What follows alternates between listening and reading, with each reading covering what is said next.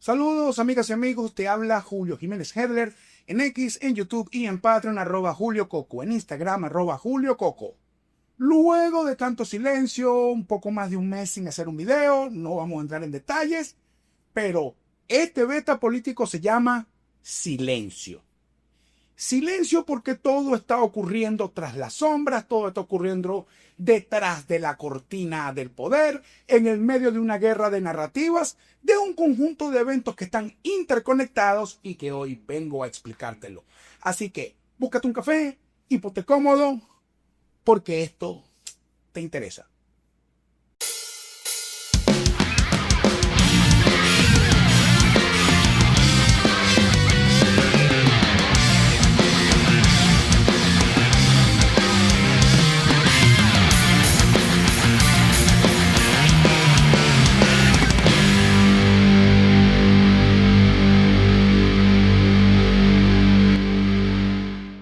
Beta político silencio. Entrando. Primero, para comprender todo este contenido que vengo a presentarte, tienes que entender que esto se da en un marco de un cambio de era, de una irrupción geopolítica con la llegada al poder del presidente Trump, quien en este momento se encuentra en una guerra arancelaria, que no vamos a entrar en el detalle de esto ahora, ya hablé algo de eso en algunos no beta anteriores. Sigue en curso la negociación con Putin buscando la paz en Ucrania, con la Unión Europea intentando interceder. Ese proceso está detenido, pero tiene que ver con todo esto que está ocurriendo. Tiene que ver con política interna de los Estados Unidos, sus propios asuntos domésticos, todo esto de desmontar toda la política de las administraciones de Biden y de Obama.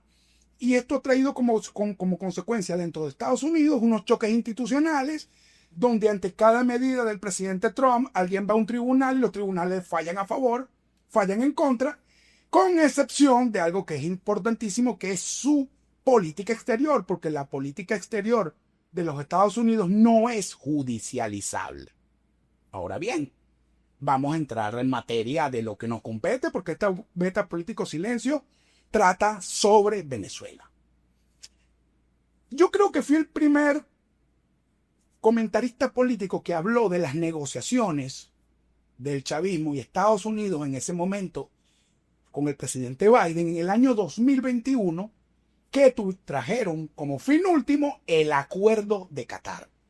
Un acuerdo donde se decidió el marco de las elecciones presidenciales que se celebraron en el año 2024, pero también de las primarias de la oposición venezolana que se realizaron en 2023. Allí también se negociaron un conjunto de liberaciones de presos políticos y las licencias petroleras con el nombre de una empresa que está sonando muchísimo hoy en las redes, en las calles de Venezuela, en todos los círculos de poder, que es la empresa Chevron Texaco. Desde ese acuerdo, bueno, María Corina irrumpió, decidió participar en la ruta electoral, ganó la primaria, la inhabilitaron ilegal e inconstitucionalmente, se la sustituyó la señora Corina Llori, luego Edmundo, se dio todo ese proceso tremendamente accidentado hasta las elecciones del 28 de julio y ya todos sabemos lo que allí ocurrió. ¿Ok? Pongo en eso en stand-by porque es importante entender todo esto de Qatar. Ahora, ¿por qué es importante? Porque durante este año, en el marco de toda esa nueva geopolítica de la administración Trump, los cataríes están participando del lado de Trump y estaban negociando y en efecto firmaron un acuerdo de muchos tópicos, de muchas raíces, de muchos objetivos, con Trump, quien incluso estuvo de gira en Medio Oriente y fue a Qatar. Incluso allá se reunió con el presidente de Siria, que en mi opinión es una fotografía de escándalo, pues un ex terrorista. Ahora hay que decir que los terroristas son ex terroristas, porque el presidente de Siria fue miembro de Al Qaeda, fue miembro de ISIS, recibido por el presidente de los Estados Unidos de América. La locura, cambio de era, todo cambió. La política, el poder, las relaciones internacionales, todo está cambiando. El asunto es que en el marco de esa ronda de negociaciones de Estados Unidos con Qatar, donde Qatar también sirve de pivot para algunas otras cosas, los cataríes le presentaron a la administración Trump una propuesta de Maduro, de Nicolás Maduro, para alivianar las tensiones que tiene con la administración Trump, las cuales son consabidas. ¿De qué se trataba este, digamos, entendimiento o preacuerdo? Lo primero que tenía que ver con cosas que le interesa a la administración Trump, que tiene que ver con la deportación directa de venezolanos, que Maduro reciba los vuelos de deportación. Lo segundo que se manda a decir es que en estas elecciones que ocurrieron el pasado domingo 25 de mayo, bueno, se iba a ver que había una oposición nueva, vital, que en Venezuela se estaba recuperando la democracia y que definitivamente estos actores podían tener mayor liderazgo y mayor fuerza que la dupla de María Corina Machado con Edmundo González hoy en el exilio. Eso fue lo segundo. Lo tercero es que venían liberaciones, no solamente de estadounidenses y extranjeros, sino liberaciones de presos políticos venezolanos. Y en ese momento, entiendo, porque esto no es información, esto soy yo atando cabo. Yo estoy como el meme con el poco de hilos y el poco recorte de periódicos. Que creo que si existieran los periódicos tuviese un corcho con todo eso pegado y con hilo y aguja y vaina. Porque entiendo entonces que en ese paquete lo que estaban ofreciendo era la salida, el salvoconducto para que los 5 asilados de María Corina Machado que se encontraban en la Embajada de Argentina en Caracas pudieran salir. Es decir, esa era una pieza de la negociación. Y por último, que se extendiera las licencias petroleras para Venezuela por parte de la OFAC. Entendiendo entonces que ahí entra de nuevo en juego, así como entró en 2021, la empresa Chevron Texaco junto a otras, porque no es la única. Chevron, digamos que es la que está más, la que es más publicitada, y más adelante vamos a explicar el por qué. En el medio de esa ronda de negociaciones, antes de que Trump hiciese finalmente su viaje a Qatar y firmara el acuerdo, todo iba bien hasta que conocimos la noticia. La noticia de que los que estaban asilados en la embajada de Argentina en Caracas habían salido del país. Dijo el secretario de Estado Marco Rubio que con ayuda de Estados Unidos. Dijeron todos los demás que fue producto de una negociación. Y eso fue un quilombo narrativo. Eso fue un desastre. Yo no voy a entrar en este video sobre si se negoció, sobre si es una operación tipo Argo, como la de la película Argo. Yo no estoy para eso. Yo veo política a fondo. El hecho es que este evento es un golpe que le da no solamente a María Corina Machado, sino el gobierno de los Estados Unidos a Maduro en el medio de un intento de entendimiento intermediado por Qatar. Cuando yo vi que se habían evadido, yo lo que dije fue, a esto Venezuela se va a transformar en un aquelarre. De verdad, para mí fue una tremenda noticia que esos hermanos de lucha estén a salvo, estén bien, y principalmente la madre de María Corina Machado, pero yo sabía lo que venía. Y la operación, ¿cuál fue la respuesta? Operación Tuntún Reloaded. Empezaron de nuevo las capturas, empezaron de nuevo los secuestros, pero sin embargo los cataríes seguían manteniendo en la mesa esto a los Estados Unidos, ahora con un agregado que tiene que ver con un asunto doméstico, digamos del Partido Republicano, que en otro video he dicho que no es un partido, sino que son muchos movimientos.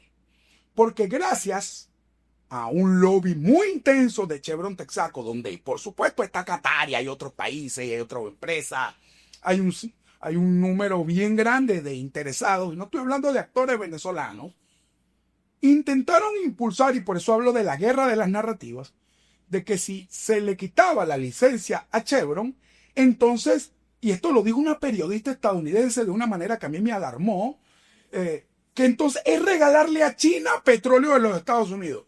Mire, señora Laura, usted me disculpe, el petróleo venezolano es de Venezuela, del mismo modo que el Esequibo es de Venezuela. ¿Qué vaina es esta? ¿Cómo es esto? Ahora, más allá de que esa narrativa era falsa, porque lo único que puede hacer en este momento Maduro con China, que incluso se encontraron en Rusia, porque Maduro se encontró con Xi Jinping en un viaje que hizo a Rusia, fue bueno, nosotros podemos ayudarte un poco, pero tienes que pagarnos. Es decir, China no puede pagar directamente en dólares el petróleo que pueda venderle Maduro, porque casi todo lo que Maduro saque y que se lleva a China es pago de una deuda pendiente. De tal manera que esta narrativa impulsada por Chevron y por un sector del Partido Republicano, bien insana, totalmente falsa, pero movió los hilos y es donde entra de nuevo, ya en el escenario de la puesta en escena de Qatar, el señor Richard Grenell, quien logró, o por lo menos eso es lo que él dice, el rescate de un estadounidense que estaba preso en Venezuela por el chavismo. Sin embargo, cuando vemos entonces cuál era el paquete inicial de lo que podía entenderse, no hubo más liberaciones, al contrario, hubo más apresamientos. Sobre el tema de las elecciones de mayo, todo queda trastocado. Todo queda trastocado. Eso hay que decirlo. Y en ese respecto ya Estados Unidos había fijado posición que no iba a reconocer los resultados electorales del 25 de mayo en Venezuela. ¿Qué era lo que quedaba entendiendo entonces? La extensión de las licencias petroleras. El señor Grenell se apresuró a decir que la política de Estados Unidos era renovar la sanción. Volvió de nuevo esa guerra narrativa. Ustedes me disculpan, yo no quise decir nada, porque yo lo que decía, oye, pero aquí todo el mundo hace punto de honor de algo que no es tal, que no está en nuestras manos. Y ahí yo sí tengo que decir algo, con total responsabilidad, mi querido hermano, mi querida hermana venezolana. El que diga que la eliminación total de la inversión petrolera extranjera en Venezuela, con sus capacidades operativas y de ingeniería, no afecta a los venezolanos, le está mintiendo. Le está mintiendo. Y yo no entiendo el por qué hacen punto de honor eso. Incluso en un video anterior yo dije, si realmente la sanción la aplican como realmente es y la famosa ley Bolívar la aplican como realmente dicta, nosotros en diciembre o no vamos a tener gasolina o no vamos a tener Maduro. Pero como es incertidumbre lo de Maduro, uno no puede estar apostando a cosas que no comprende y que no son venezolanas, porque al final es un problema interno incluso del Partido Republicano y de la política exterior de la administración Trump, donde están metidos varios países en medio. Siguió pasando el asunto de una manera, digamos, silenciosa, porque por eso es que este beta político se llama silencio, todo en silencio, todo en silencio. Y ya cuando nos fuimos acercando a las elecciones del 25 de mayo, aumentaron mucho más las capturas, cerraron los vuelos con Colombia. Diosdado Cabello dijo incluso que había capturado un poco de extranjeros, un poco de cosas. Eso no se ha podido confirmar como tal, porque parece que eran gente que venía del extranjero. Y eso es al punto que ya hay 5 países, Estados Unidos, Argentina, Ecuador, Alemania y no sé cuál es el otro, que dijeron, épale, no viaje nadie de nuestras nacionales a Venezuela porque lo capturan para hacer ficha de negociación. Esa es la realidad. Ahorita los extranjeros que visiten el país pueden ser tomados, capturados para después meterlos en una negociación porque no tiene ya el chavismo cómo hacerle ofertas a la administración Trump que no sea obedecer lo que Trump quiere, que lo primero que quiere es que le reciba los vuelos de los deportados. Y sin embargo, para no cerrar completamente la olla, cerraron los vuelos con Colombia, pero abrieron los vuelos con Panamá, que estaban cerrados desde aquella vez que en un avión que hizo escala en Panamá entró y salió Guaidó. Lo recuerdo. Pero entonces, el viernes 23 de mayo, capturaron a Juan Pablo Guaidó. Una captura que movió muchísimo el país. La movió. Y no es que los otros presos políticos y secuestrados no sean importantes. Pero es que Juan Pablo en particular, tanto en la campaña de cara al 28 de julio como en todo su manejo postelecciones, estando al lado de María Corina, estando en la clandestinidad, lo habían intentado capturar 2 veces y se había evadido en moto. Eso fue un golpe que incluso pegó mucho a la juventud venezolana. Yo no sabía que a Juan Pablo Guanipa lo querían tanto en Venezuela. Yo no lo sabía. De verdad que yo no lo sabía. Allí nos dimos cuenta y ese fue el último clavo del asunto de las elecciones del 25 de mayo. Y quiero entrar entonces allí. Esa es otra vaina donde ni en Twitter, ni en Facebook, ni en Instagram, en ningún lado yo hablé de ese tema, porque para mí el tema de las elecciones del 25 de mayo era y lo es irrelevante. Ahora lo voy a explicar en el marco del todo, pero como hecho de irrelevante.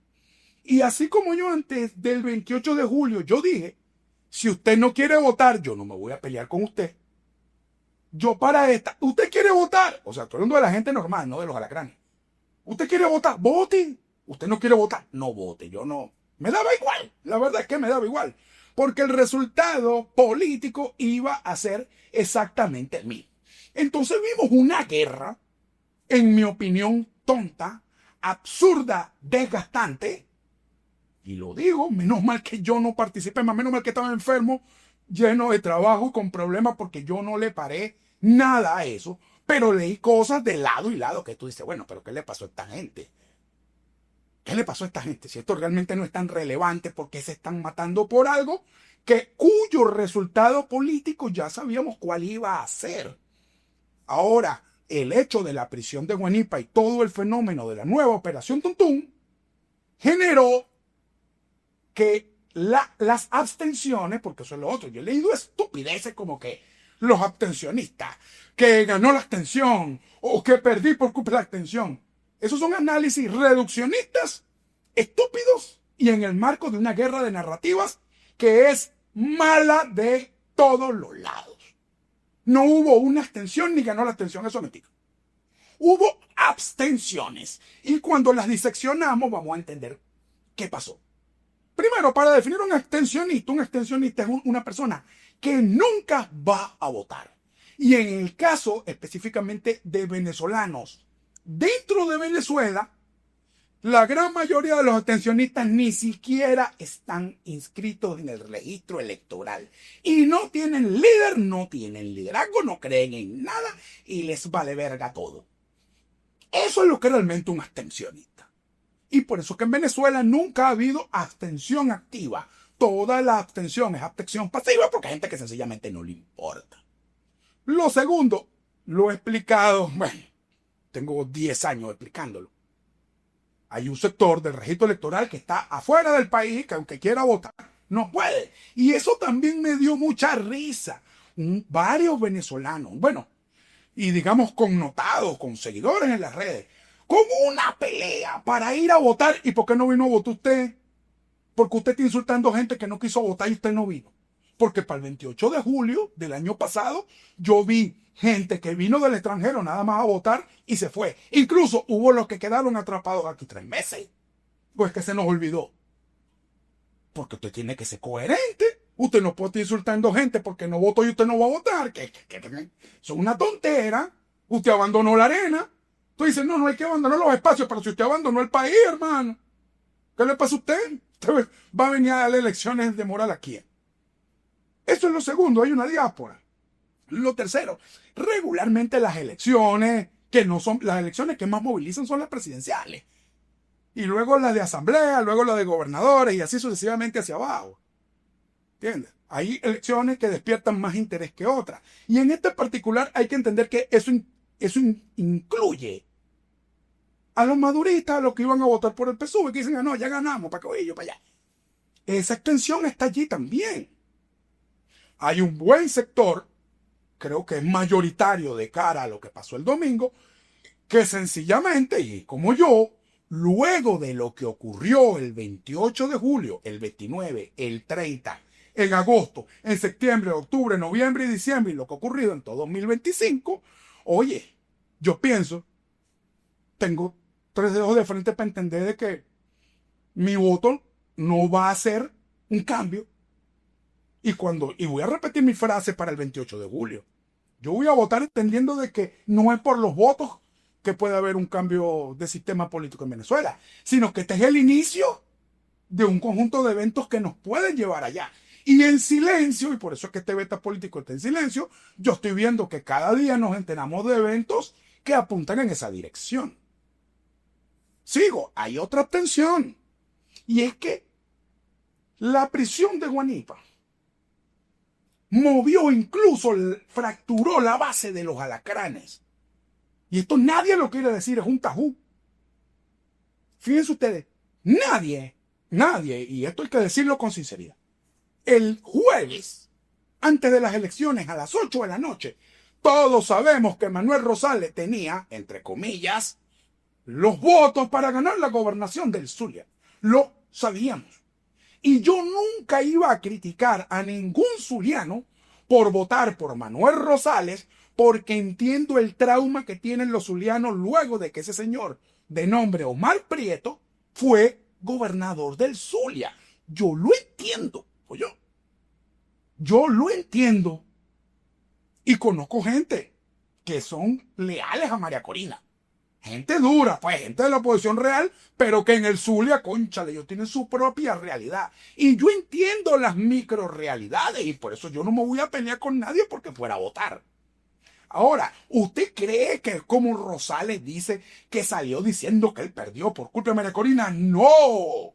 Él perdió porque tuvieron una semana, un poco gente de Un Nuevo Tiempo, incluido su hijo. Y te digo algo, Carlos, que yo sé que tú estás viendo este video. Carlos, tienes que reflexionar, tú no puedes tener una guerra permanente con la gente. Yo no te voy a decir si estás equivocado o no, fíjate tú, pero tú no puedes estar en guerra permanente contra gente que piensa y que siente. Y tú no puedes creer que todo el planeta, o que los venezolanos, o que ese sector de los zulianos, que el día jueves iba a votar, pero que el domingo no fue, tú vayas a decir que son unos autómatas de María Corina, porque eso no es verdad.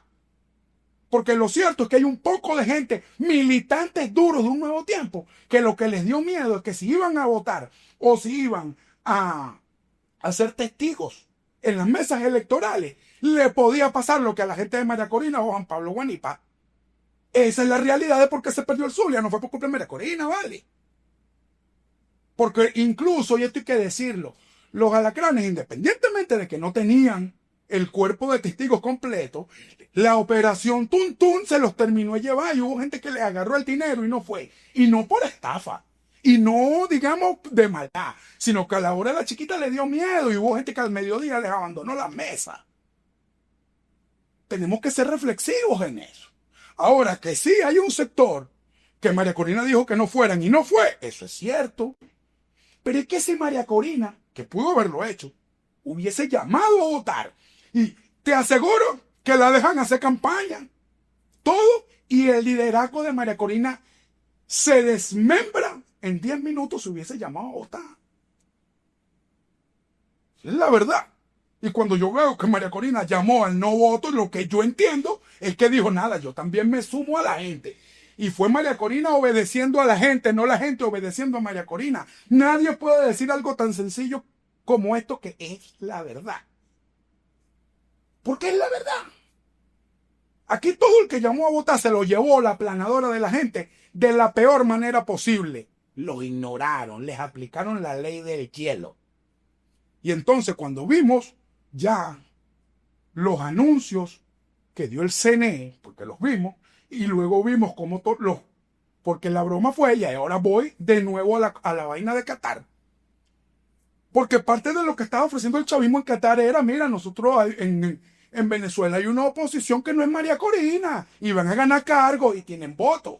Ajá, pero si yo soy candidato a gobernador chavista, y yo sé que saqué más votos que Manuel Rosales, perra, yo no voy a dejar que en una negociación se la den. No voy a dejar. Y ahí el chavismo no pudo cumplir la cuota que había negociado, ni la oferta de que, mira, nosotros somos realmente democráticos, no reconozco la elección, pero vean que nosotros no vamos a aportar bien. Ahora, eso es un error del mismo chavismo al desarrollar la operación Tuntún, donde independientemente de que su propuesta encontró oídos sordos en la administración Trump, ellos agravaron el asunto. Y nadie va a decir esto entonces. Es la realidad, hermano. Entonces cuando yo veo y repito, porque las cosas están ocurriendo en silencio, y cuando nos enteramos de las cosas públicas, y voy a hacer una pequeña reflexión antes de pasar al siguiente tópico, pareciera que entonces cuando ocurre el evento, todo es digital, blanco o negro, sí o no, a favor o en contra. No, no, no. El mundo real, la vida, los seres humanos y las sociedades no funcionan de ese modo. Y por más que quieran así hacerlo ver en la red social X, porque en Facebook se ve distinto y en las calles se ve distinto, la cosa es diferente. Entonces, de esos acuerdos de Qatar, ¿qué era lo que quedaba en medio? Para poder continuar con la narrativa, o con las dos narrativas, que la primera, que Trump se entiende con Maduro. Quedó claro que no. Y la segunda narrativa, bueno, que la evasión de los asilados de la embajada era porque, y de la madre de María Corina, era porque María Corina había negociado. Ajá. Y todo el mundo, incluso yo lo leí.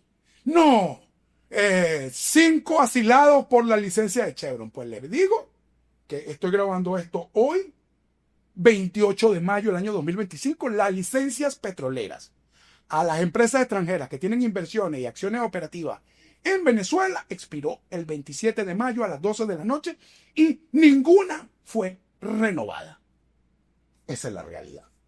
Y vamos a entrar a eso en 2 tiempos. Vamos a hablar primero de las empresas estadounidenses como Chevron, porque no es solo Chevron. Culminada la licencia que tenían y entra en vigor la sanción completa, no pueden comerciar ni exportar petróleo venezolano, ni pueden ampliar inversiones en territorio venezolano. ¿Qué significa esto en seco? En seco. Que lo que Chevron, porque Chevron funciona en Venezuela en empresas mixtas con petróleo de Venezuela, donde Chevron pone maquinaria, mano de obra, ingeniería, voy a resumirlo muchísimo, pero entonces se reserva la venta de ese crudo y ese crudo se vende a Exxon misma en Estados Unidos, porque no que se lo venden al gobierno de los Estados Unidos, le pagan al chavismo, a Petróleo de Venezuela, Petróleo de Venezuela da una parte de eso al Banco Central y el Banco Central son dólares frescos que, por cierto, con esos dólares llegan algunos a la banca pública o a la banca privada y los que tienen cuenta en dólares pueden entrar con bolívares y comprar unos dolaritos. Y esa era la forma como mantenían la escasa economía venezolana a flote, porque con la exportación de ese petróleo sacado por Chevron se contenía el ascenso del dólar. Eliminado esto, la hiperinflación en Venezuela se va a ir para arriba. Y por eso me molesta cuando dicen, no, es que las sanciones no afectan a los venezolanos. Coño, de bola que afecta, vale, dejen de estar diciendo esa vaina. Porque a mí lo que me molesta es que de paso lo dice gente que está afuera. Como que si uno no vive aquí de paso. Yo vivo en el Tigre, yo vivo en una ciudad petrolera. ¿Cómo van a decirme que no afecta? Aquí la gente está en crisis por eso.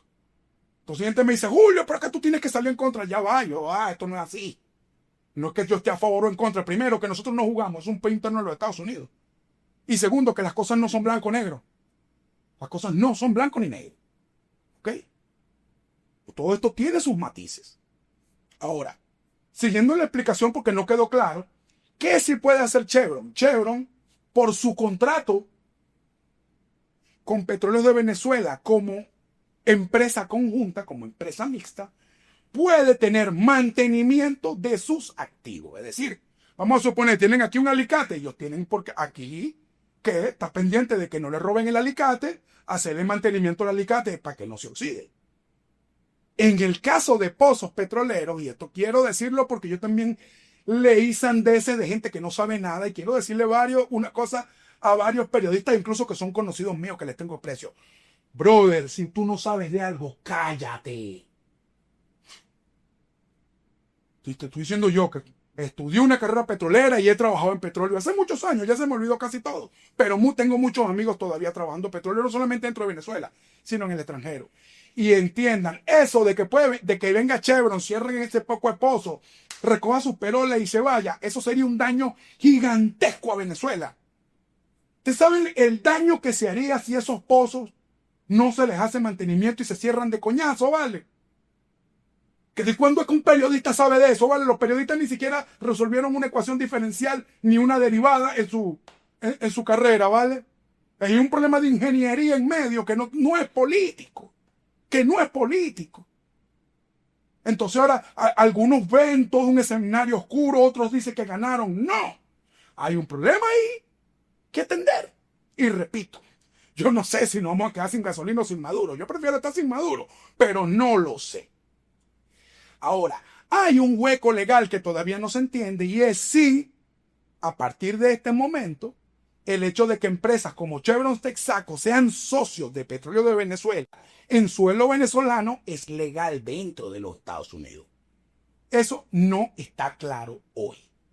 Y lo que dijo Chevron en su comunicado es que sí está claro de que, bueno, ellos tienen sus activos aquí y que ninguna ley puede decir lo que no los cuiden y que no los mantengan.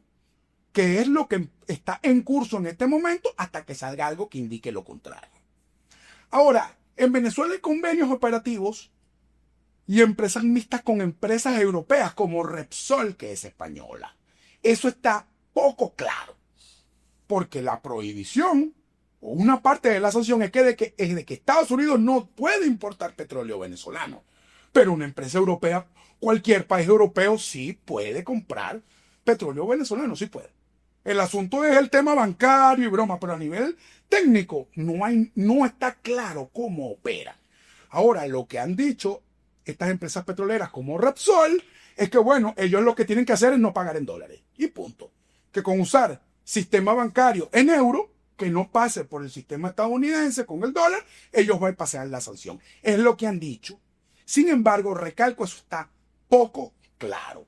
Pero del mismo modo voy a lo anterior. El que pretenda que venga Repsol, la otra, incluso hay convenios operativos aquí con Rosneft, que es una empresa rusa, que cierren todo y se vayan. Eso no es así. Y quiero decirle algo más.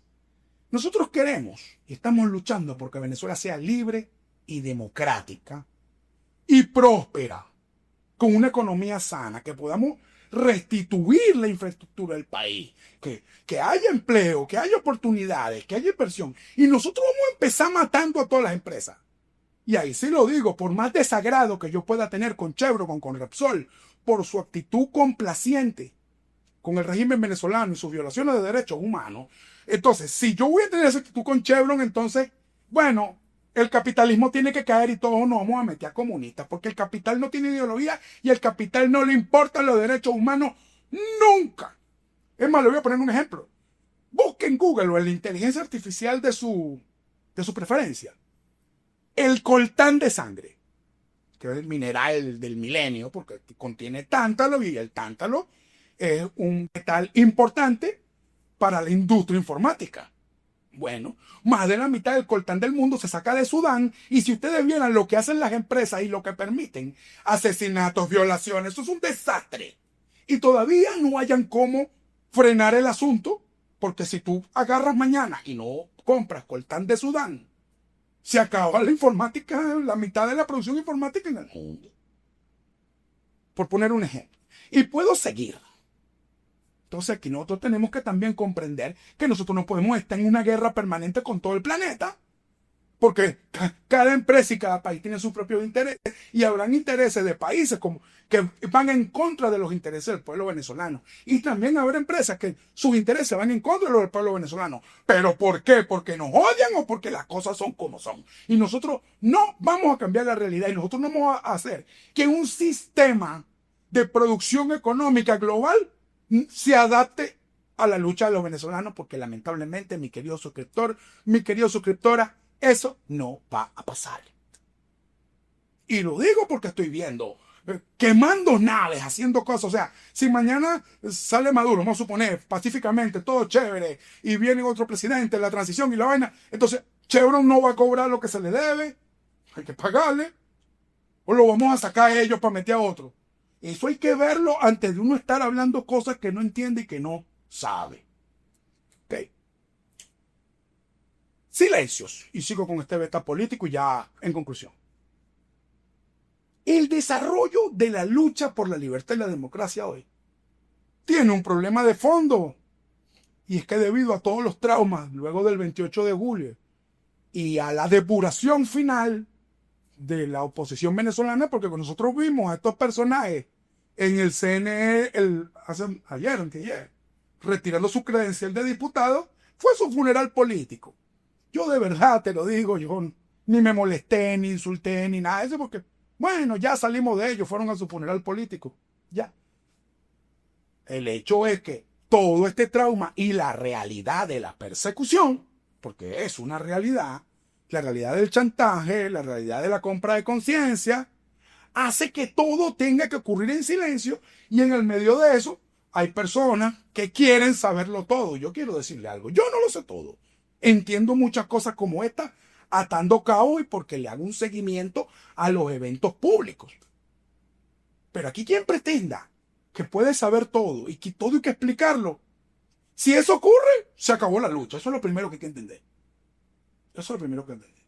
Y lo segundo, saber puede tener consecuencias graves. O sea, yo creo que interpretar el silencio es uno de los actos más complicados que tiene la raza humana. Pero saber cuándo guardar silencio es uno de sus bienes más preciados. Porque al final, en silencio han venido ocurriendo todas estas cosas. Entonces, ¿ustedes se imaginan que toda esta propuesta de negociación en Qatar en este año hubiese dado resultados?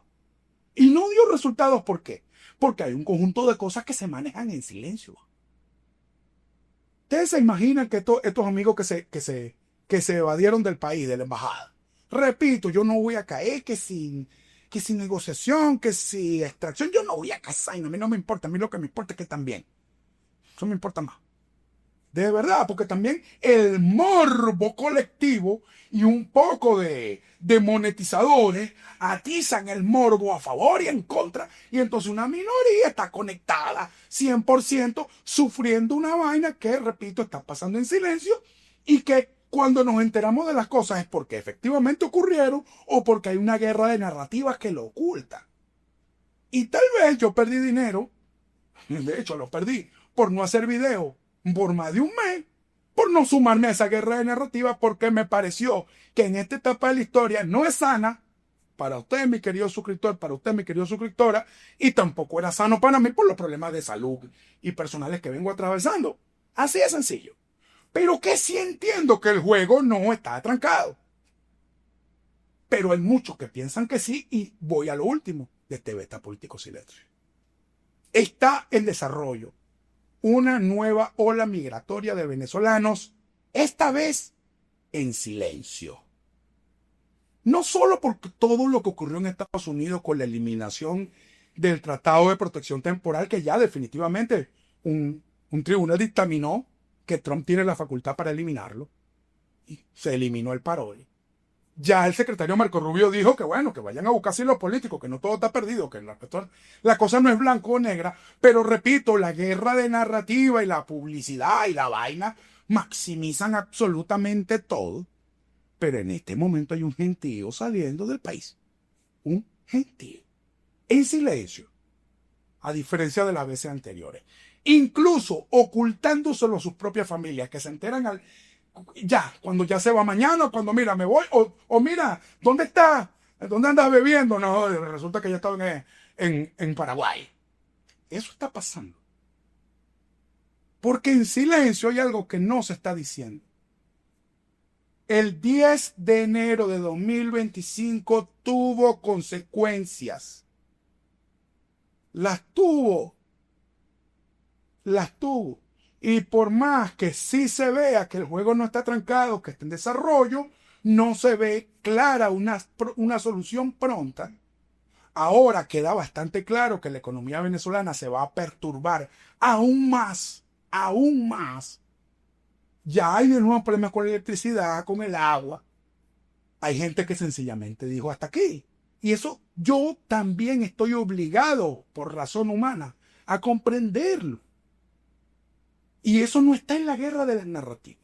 Porque incluso los que están en Estados Unidos luchando por el TPS y por el parole para los venezolanos, sí, mira, yo de verdad que yo no voy a atacar ninguna de esas iniciativas, porque en definitiva alguien tiene que hacerlo. Pero es que realmente esos venezolanos no quieren, y lo repito, que haya libertad en Venezuela. Porque primero, ellos son profundamente anti-Trump, todos. Y ellos no están haciendo eso por el bienestar de los venezolanos. Lo están haciendo para chocarle el carro a Trump. Eso es lo primero. Eso hay que decirlo. Sin miedo. Y segundo, que si mañana hubiese una Venezuela libre y con Estado de Derecho, a un gentío de ellos se les acaba el negocio. Se les acaba el negocio. Y repito lo que he dicho en videos anteriores. La lucha por la libertad de Venezuela no para que tú tengas green card. Lo digo claro y raspado. Y ahí también hay una guerra de narrativas. Heavy, con mucho terror de lado y lado. De los que están a favor, de los que están en contra. Y en el medio, silencio. Porque el 28 de julio tuvo consecuencias positivas y negativas. El 10 de enero tuvo consecuencias positivas y negativas. Y esta elección del domingo pasado tendrá consecuencias positivas y negativas también. Pero todas están ocurriendo en silencio.